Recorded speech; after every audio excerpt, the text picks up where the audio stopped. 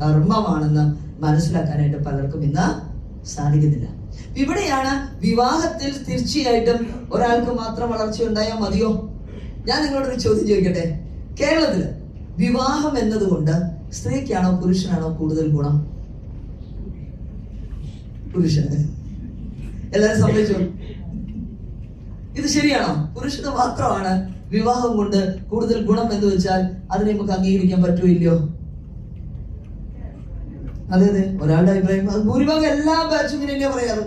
അതിന്റെ കാരണമൊക്കെ പറഞ്ഞു. പുരുഷനാണ് കൂടുതൽ ഗുണം എന്ന് പറയാൻ തോന്നിപ്പിക്കുന്ന കാരണങ്ങൾ എല്ലാവർക്കും പറയാം. നിങ്ങൾ പറയുമ്പോൾ നിങ്ങളേതായിട്ട് ഞങ്ങൾ ചിന്തിക്കുന്നില്ല. ഇൻ ജനറൽ ഒന്ന് പറഞ്ഞേ, എന്തുകൊണ്ടാണ് പുരുഷനാണ് കൂടുതൽ ഗുണം എന്ന് പറയുന്നത്?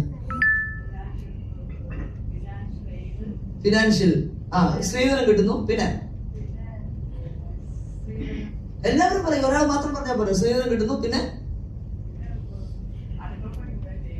അടുത്ത പണി ചെയ്യാം. എന്റെ തുണികളൊക്കെ വൃത്തിയായിട്ട് അലക്കി തേച്ച് കിട്ടും. വേറെ ജോലിക്ക് ഒരാളെ നിർത്തണ്ട. നമ്മുടെ വീട്ടിലെ എല്ലാ കാര്യങ്ങളും പെണ്ണിന്റെ വീട്ടിൽ നിന്നും കൂടി ഒരു ഹെൽപ്പ് നമുക്ക് കിട്ടുന്നു. ഇതായിരുന്നു ഇതുവരെയുള്ള കൺസെപ്റ്റ്. അപ്പൊ ഇവിടെ പുരുഷന് കൂടുതൽ ഗ്രോത്ത്, സ്ത്രീക്ക് ഗ്രോത്ത് ഇല്ല. അപ്പൊ ആ മാരേജിൽ പ്രശ്നങ്ങൾ ഉണ്ടാവോ ഇല്ലയോ?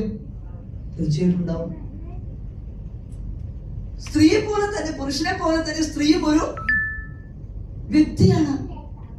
അവൾക്ക് വേണം ഒരു സ്പേസ്, വേണ്ടേ? സ്ത്രീക്കും പുരുഷന് മാത്രം മതിയോ?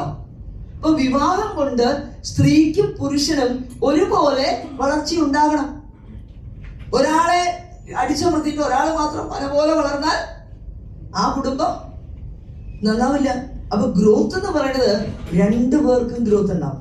ഒരാൾക്ക് മാത്രം ഗ്രോത്ത് ഉണ്ടായാൽ കുടുംബം മുന്നോട്ട് പോകില്ല. ഈ ഒരു കൺസെപ്റ്റ്